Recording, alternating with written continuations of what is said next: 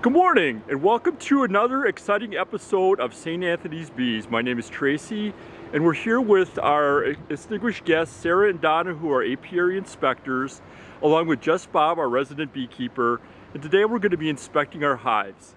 I'm just going to step back and keep away from the little critters and let them do their job, and I hope everyone enjoys this beautiful June morning. Thank you.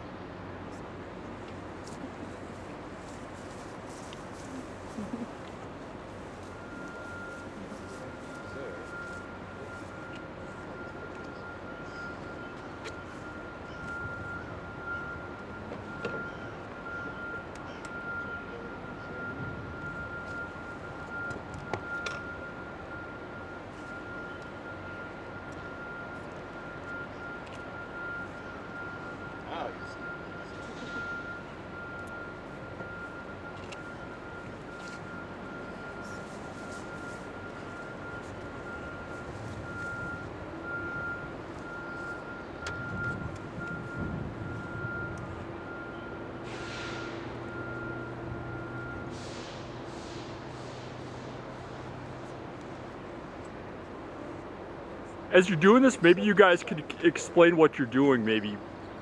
Right now we're removing the hive feeder so we can get to the food. Smell it?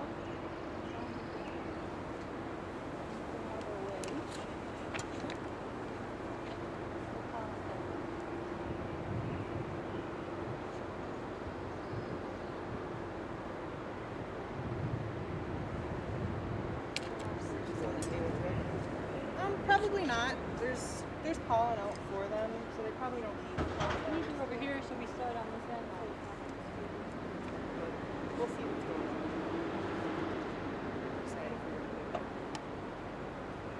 Always looking to clean the sticks. Nothing obvious.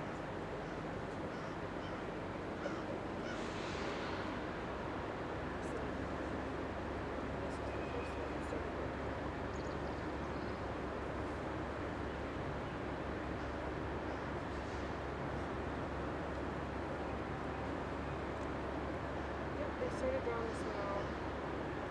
Putting syrup in there. Can you find the queen? We're gonna look for her, and I'm guessing we'll find her with how many bees there are in here. Can you see the comb? So they've started working on this side, on that side as well. So as they're showing, it looks like they're starting to form the comb. Yep. And correct me if I'm wrong, so this year is just kind of the bees are forming the cones, and then we'll get honey next year? Probably. This year, being a package, they didn't have any comb that came with them. So they have to build out all the wax, and that takes a lot of resources. So you might get some honey from them, but it probably won't be a lot. You know, the question I have for you ladies is, a lot of people are afraid of honeybees, and from what I'm seeing and from some research, if you leave them alone, they'll leave you alone. Is that right? Generally, yeah. Especially if you're not like in a hive like we are, they're usually only gonna sting people that are bothering their hive. If they're out foraging on flowers, they're not really worried about defending anything, so they're a lot less likely to sting them. Why is this much bigger? So this side has normal worker brood, and it has tons of eggs in here, so she's been on here laying in the past 3 days. And the brood looks really healthy. This side here it looks like they didn't really like the foundation. The wax coating maybe wasn't very good, and so they're not building it out normally. Like this side, it's all attached to the foundation, and then this side has like shelves that they're building. And when they do that, they make a lot of drone brood. So like these ones that are like sticking out are all drones, which are the male bees. This looks like it's a queen cell. So they might be trying to raise a queen, so we're going to keep an eye out. You have eggs, so you have a queen. We're going to see what they really have. What does the smoke do? It just kind of relaxes them? There's a few different theories on what exactly it does with the bees. One of the common ones is that it makes the bees feel like the hive or like the forest around them is on fire, and so during a forest fire they would go and they would gorge on honey, so that they can survive that fire. And so if you smoke them, then they go down and they eat the nectar and honey that they have stored, and then they're less likely to stay. Another theory is that it masks the alarm pheromone, so if the bees do get kind of angry, the others can't smell it and react to that as well. Okay. So this is the queen cage. Yep, which she is. There's eggs and larvae. So just go ahead and pull that off. So Sarah's showing us the queen cage right now, and she said there's larvae in here. Yep, Donna's holding the queen right now. When she arrived, Yeah, when you put the package in, the queen is in that cage, and then Oh, she usually put like some candy or a marshmallow or something in the hole, and then as they eat through that candy, they get used to the queen, and so then they're more likely to accept her when they make it through the candy. So bees like marshmallows, everyone. Yeah, there's lots of eggs and larvae in the comb. I prefer them with some chocolate and a graham cracker. So, like the larvae are these little bugs that are curled up into a nice white seed. And that's what you want your larvae to look like. They're always going to be like a nice pearly white, curled up into a C shape. If they're another color or they're like slumped down onto the bottom of the cell, that larva is dead and there's something that killed it. But it all looks really healthy right now. And then, just you can see the queens on this side. Sarah's saying that our hive looks really healthy. Now, I may add, I'm about 10 feet away without a suit on, so I've been told if a bee lands on me just to leave it alone. I'm hoping I don't have to find out. So we're gonna hold that for just a second. Just gonna pull this up. Here, you look. There she is, right there. Okay, they just found the queen. The yellow bird. Sarah's pointing to it. Yep. Yeah, so she has a much bigger abdomen, but she's still shaped pretty similarly to the workers. She's just bigger. Later on in the summer, you'll get drones, which are the males, and they are also bigger than the worker bees, but they're much more like rounded. They're not as like long. And oh, right here's a drone actually. So you can see he's bigger, but he's more rounded rather than long. And his, One set, when you go in and out of the hive, two different times. yeah, he has much bigger eyes as well. So sometimes you'll be looking for the queen and you'll see like a brightly colored drone and out of the corner of your eye and you'll think it's her. Just be. But you can see if you look at the back, the black foundation, you might be able to see the little white specks. Those are the eggs. So if you ever can't find your queen, like you're inspecting the hive and you don't see her, but if you see eggs, then that tells you that you've had a queen in the last 3 days, so you probably still have her. How are their roles determined? Like some are workers, some are drones, one's a queen. How is that selected? Pheromones or hormones? So drones are males, which bees work a little differently. So the queen can lay either fertilized eggs or unfertilized eggs. And fertilized eggs are going to turn into the workers, and unfertilized eggs are going to be the drones. A queen is actually raised from the same egg that a worker would be raised from, but they feed them different food. A worker they'll feed them. They'll start out feeding them royal jelly, and then after a few days, they'll switch over to bee bread, which is pollen and honey mixed together.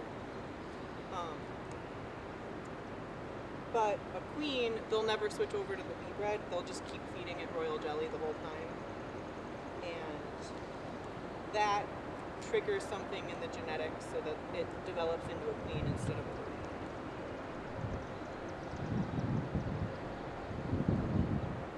Yeah, this is a really nice frame of brood.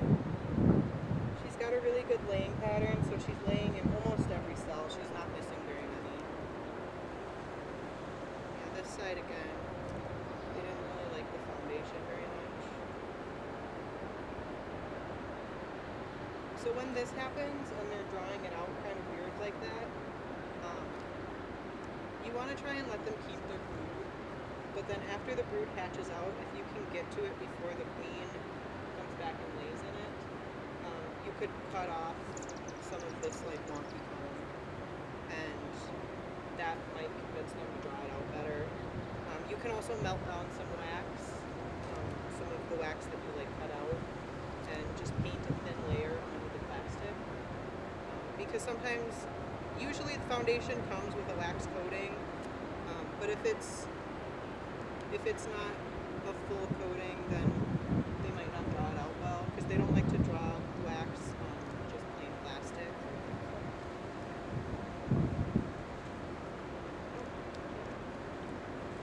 So that right there is a queen cup. This is a queen cup. So that's where they would raise a queen if they wanted to. And sometimes they just have queen cups because they want to have one built already. So if you see one of these, you want to take a look inside and see if there's an egg or larva. And if there is, then they're trying to raise a queen, so you want to try and figure out what might be causing that. It might be that they're thinking about swarming, if they're kind of cramped. It might be that the queen isn't doing very well, and so they're trying to raise a new one to replace her. But let's see what's else. So if a queen dies, what happens? Does another one? If they have an egg, they will raise themselves a new queen. Wow. But they have to have a fertilized egg. It has to have both lines equal. So it looks As like Sarah was saying, if a queen dies, they will choose and raise another one. The hive. so there is a larva in there. So they are trying to raise a queen. Sarah just said there's a queen larva in the hive right now, so they're trying to raise another queen. Why would they do that? Did they think the other queen was sick? They may be getting ready to swarm. Swarming is how they reproduce. The old queen will leave with a set of workers and leave the new queen and the babies behind, and they'll keep this hive going, and then she'll go out and start a new one. Oh, very interesting. And I'm thinking that that might be what they're thinking about doing. Because the queen seems like she's laying really well. The brood seems really healthy. And it seems like they have a lot of space, but these, like half of the box they haven't drawn any wax out yet. And so there's not space for the queen to lay, and so she's probably having trouble finding space, and then that's sort of making them want to swarm. If that's the case, could you put another box on top so they have more room at some point, or not? I mean, usually giving them more space will help, but because this is a new hive that doesn't have any drawn out wax, it's just going to give them more stuff that they have to draw out. And they have stuff to draw out already. So I'm thinking what we might end up just doing today to keep them from swarming is we might just cut those queen cells out, since the queen seems like she's still doing really well. And that might sort of convince them to stick around long enough that some more of that wax will get drawn out.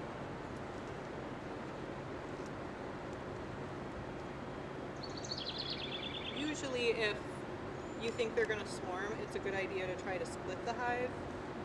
So moving like half of the bees to a different hive and letting them start a new colony. But because it's so new and there's not a lot of bees yet, I don't think that's going to work today. Do you have an estimate? How many bees do you think are in there?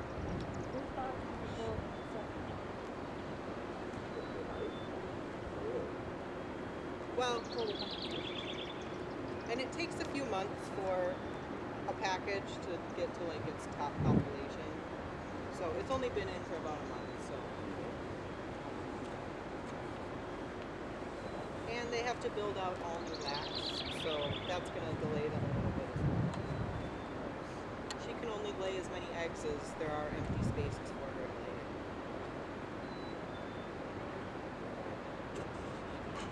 Away for the eggs. Trying to tell the other bees where to go find some flowers. Are they put it on their neck also? Covered it in You see it on the legs, and it looks like something down around their necks. Well, they've got fur, they've got hair around their neck, and so then when they're in a flower, they will, all of that hair will pick up pollen, and then they sort of use their legs to brush it back onto their back legs. And then that's where they store it to bring it back. Yeah.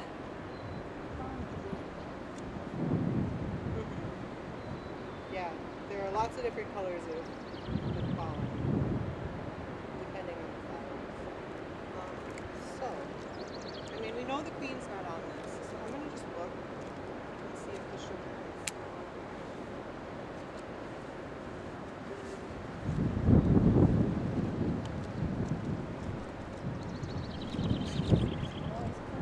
is. What is that, Sarah? So, this is powdered sugar for a sugar roll. So there are varroa mites, are these pests that are basically the bee equivalent of ticks that'll, dig their head in and they'll feed on the fat bodies of the bees. And those are a really big issue in beehives. So throughout the year you want to try and monitor the mite levels and see what the levels are at and if you need to do a treatment to try to kill those mites. Having a count will give you like a threshold of, this many bees have this many mites, so we know we need to do a treatment now. And powdered sugar rolls are one of the methods that we recommend in Wisconsin. And I think the sugar's fine. Usually, so the powdered sugar, if it's too humid, it gets really sticky, and then it doesn't make the mites fall off of the bees. So you have to make sure that the sugar's not too sticky to do a mite count. Otherwise, you can also do an alcohol wash. The issue is that an alcohol wash will kill the bees that you use versus a powdered sugar roll doesn't. So if the weather allows, it's nice to be able to do sugar rolls. Thank you. Yeah, I'm thinking it looks good, so we'll be able to do one today.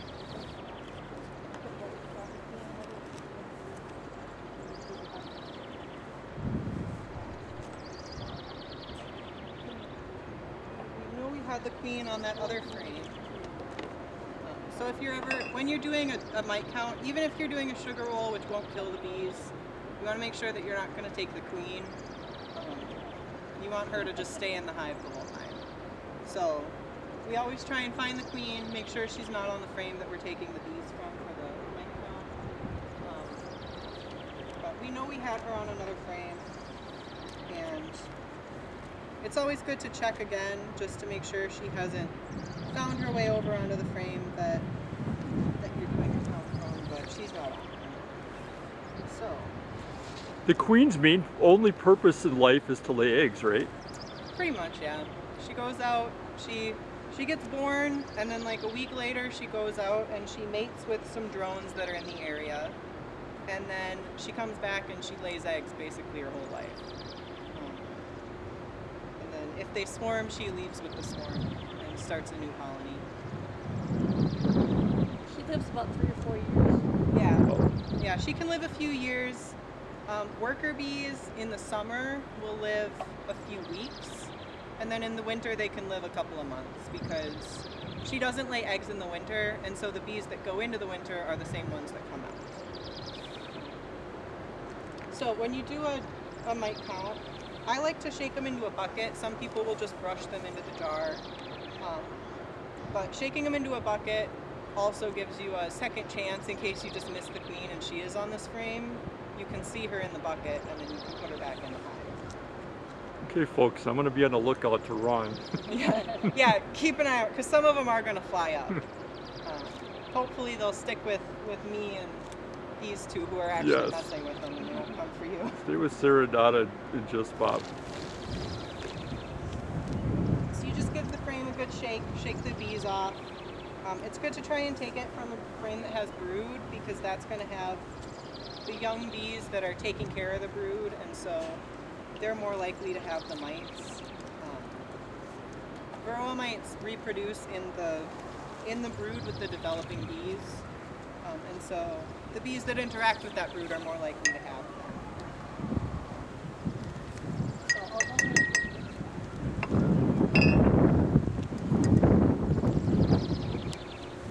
And then for any mite count, we take a half a cup of bees because in a half a cup there's about 300 bees. And so then that gives you a good number to sort of base your... So as a guess, how many bees do you think are in that hive? Oh gosh.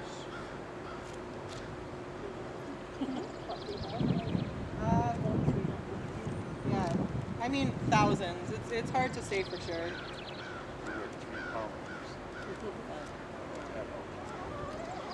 Sarah was saying there's about 300 bees in a half a cup.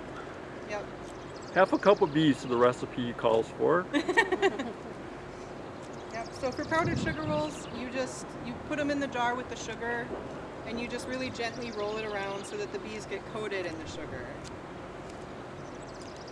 And then you let it sit for a couple of minutes somewhere in the shade so that they don't get too hot. And then letting them sit gives time for the mites to fall off.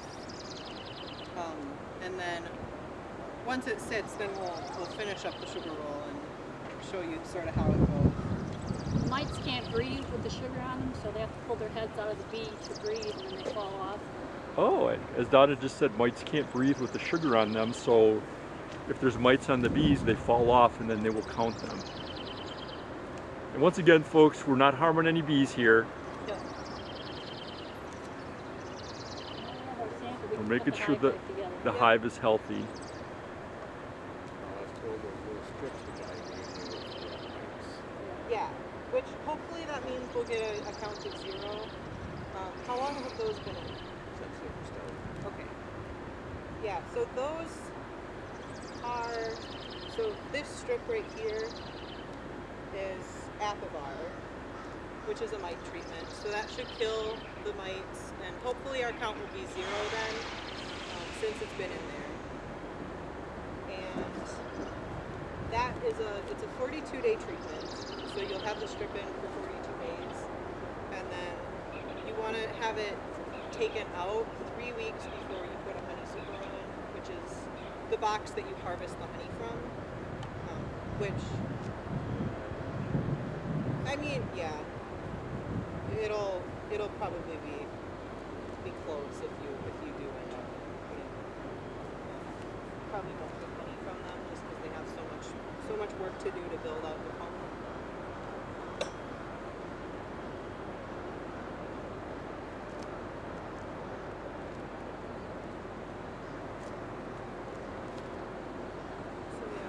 Back in, you try to put any frames that have brood on them, you try to put those back in the same spot that they were in when you took them out. And then when you put them back together, you want to have them nice and squished together so that they're as close as they can get. Because beehives are built specifically so that there's enough space between the frames that they'll build out the wax on the frame, but they won't like stick it together or build out some weird wonky comb that it's hard to tell what's going on them. So you want to have them nice and stuck together. And then just going to give them a little bit of smoke so that they go down into the hive so that they don't get squished when we put the cover back on.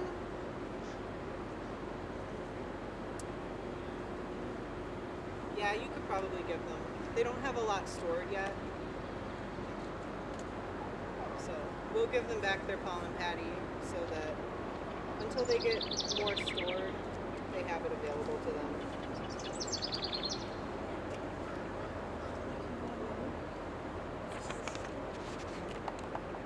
So now they're reassembling the hive. They just gave them back their pollen patty for right now.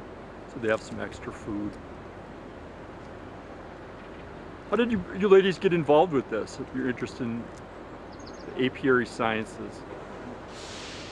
So I went to school in Eau Claire for ecology and environmental biology, and I took entomology classes, and I've always been really interested in plants, so pollinators are sort of a good intersection there. And my aunt used to have bees, so I learned a bit about them from her. And you, Donna? I So had a 20-year career with the Postal Service, I just remembered. but these are my hobby, and this is kind of my well, retirement we found job. the queen. She might still be in there. Yep, she's still there. But this here is a queen cell, so they're trying to raise a queen in that. You can tell because it's capped off. That used to be a queen cup, and then as the larvae developed, they capped it off. Yep. So, because I'm thinking the queen is doing really well still, I have no reason to think that she's failing. I'm thinking they're trying to raise a queen because they're feeling a little constricted. So, but because you don't have any frames that have drawn on wax that we could give them, we're just going to go ahead and cut that queen cell out so that they don't raise a new queen. And then hopefully they'll stick around long enough that hopefully they won't decide to swarm anywhere. And then they'll have time to draw out more wax for the queen in the meantime. So what Sarah's saying, that there's another queen cell, so they're trying to possibly raise a queen. So to hinder that, they don't want them to swarm to a new hive, they're going to cut that cell out. She said the existing queen looks really healthy, so this should prevent them from trying to create another hive.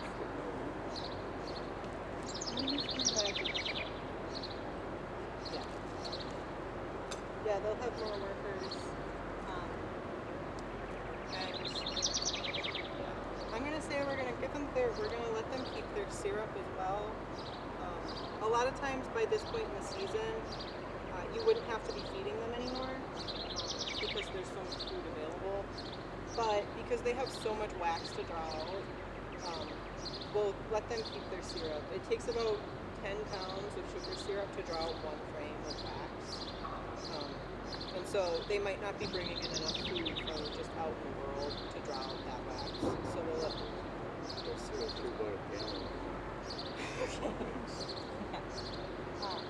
You'll just want to keep an eye on it when you come in and do your inspections.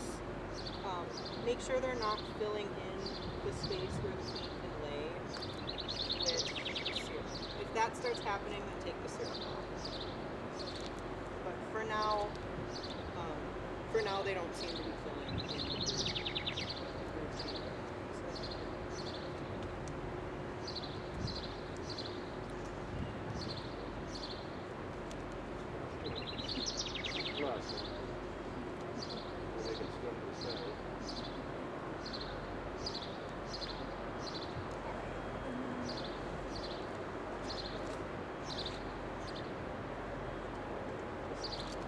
Now, is this a service you provide to any beekeeper, anyone with a hive?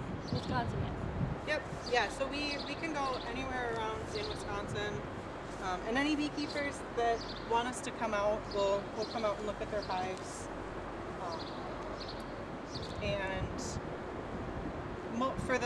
During the summer, it's mostly hobbyists who only have a couple of hives. And then later in the fall, we work a lot with the commercial beekeepers who have hundreds or thousands of hives. So they've been sitting for a couple of minutes, so that's given time for the mites to fall off. And so this is just a mason jar, and it's got some like mesh on the top. And that mesh is small enough that the bees can't get through it, but big enough that the mites can fall through. So you just take it and turn it upside down over some sort of other container. I use another jar. And you just shake. And then that makes the sugar fall through, and the mites are in the sugar, so they'll end up in this jar, and the bees will stay up here.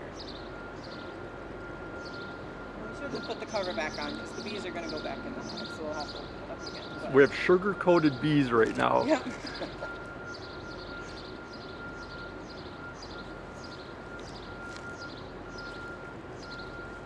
And the easiest way to contact you is through the website, State of Wisconsin. Yep, so it's the Wisconsin DATCP, Department of Agriculture, Trade, and Consumer Protection.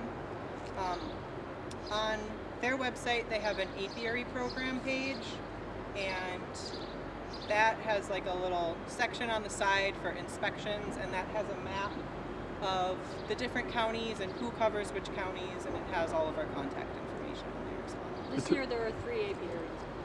Yep. To all our guests watching this, I will put that in the notes. That's how we found Sarah, via the website. So I'll put that in the notes for anybody that's interested. Yeah, we really appreciate this, all the new knowledge. So we shook the sugar down into this jar. There's a little bit left in this jar, but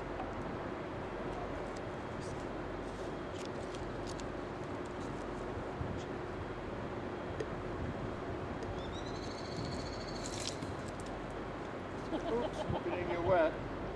oh, it didn't splash yet. And then the bees can go right back, and they'll clean each other off and eat that sugar. An extra treat for the day. Yep.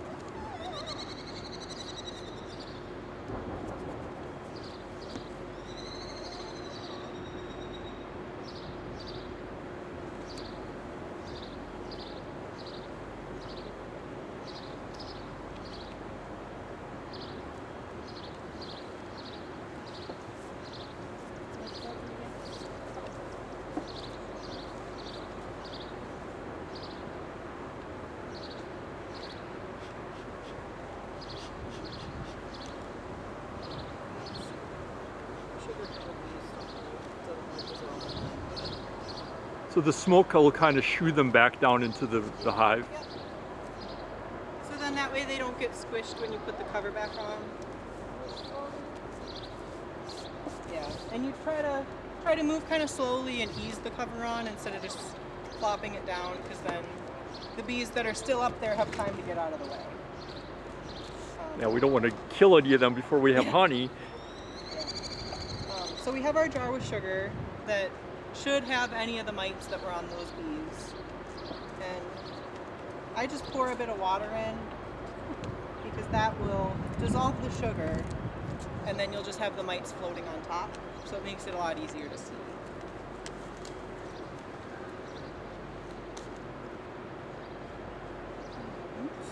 So the mites, do they give a bacteria or something to the bees, or they just kill them? So they feed on the fat bodies of the bees, which serve as sort of the bees' fat storage, as well as like their equivalent of a liver. So that hurts the bees, and then they also can carry viruses that they then pass on to the bees. And those can be serious enough that it actually kills the bees.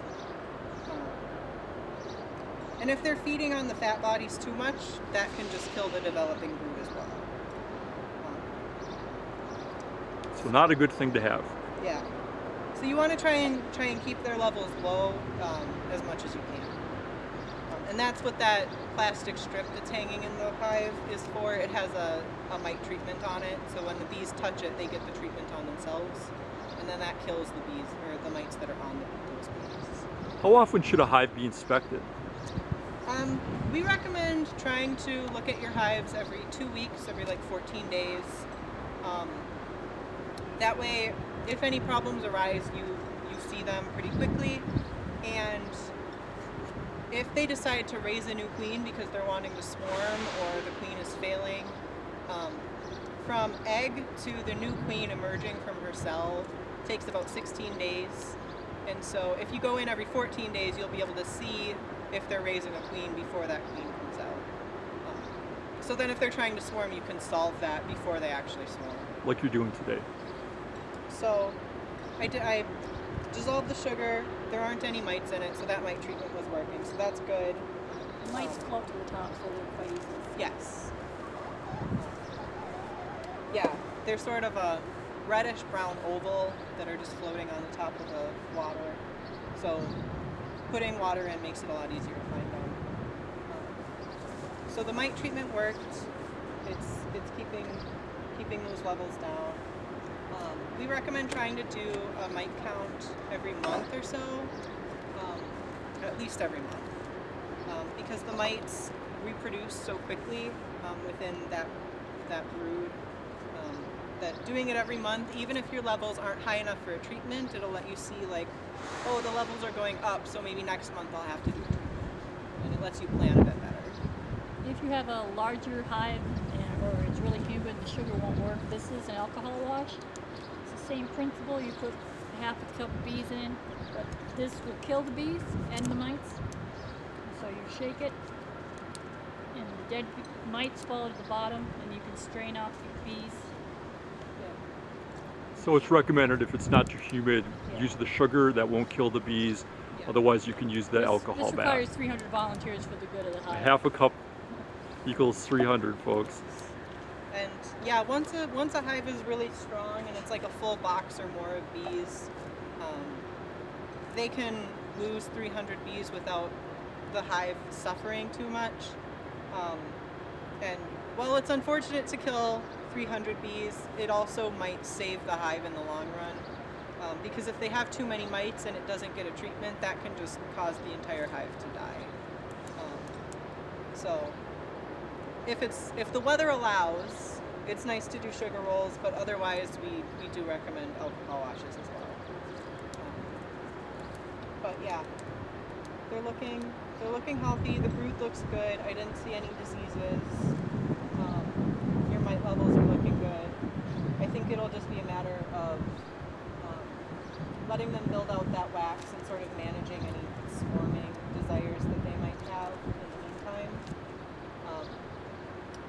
And when those frames that they weren't building the wax out like in a nice flat pattern, when that brood hatches out, if you can get to it before the queen gets back on it, you could cut that off and then they might draw it out better.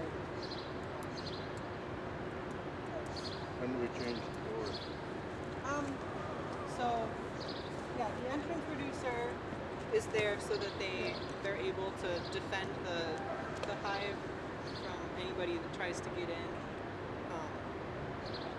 It's sort of going to be a matter of just keeping an eye on it. The population is low enough still that I think you could keep that entrance reducer on as it is. But as the population builds up a bit, you'll want to turn it so that it's the bigger space. If it seems like they're getting kind of congested, they're not like getting in and out, they're kind of building up, like waiting for their turn. That would be a good indication that you'll want to open that up a bit more. Also, as it gets hot in the summer, giving them a larger entrance will give them more ventilation, so then it doesn't get too hot in the hive. But with their current population, I think you'll find that entrance reducer. You'll just want to sort of keep it on. Yeah, we got an albino. Yeah. Yeah. They're still the ones that are coated in sugar, and they'll clean each other off.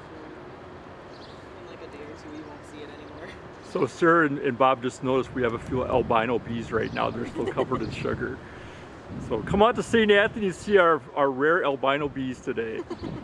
Well, Sarah and Donna are giving our hive a thumbs up. It seems everything's healthy, and we'll continue to take care of the bees throughout the summer, and we'll have some more great YouTube sessions Thank you so much, Sarah and Donna, for joining us today and for another exciting episode of St. Anthony's Bees. Thanks, all. Enjoy your wonderful day. God bless.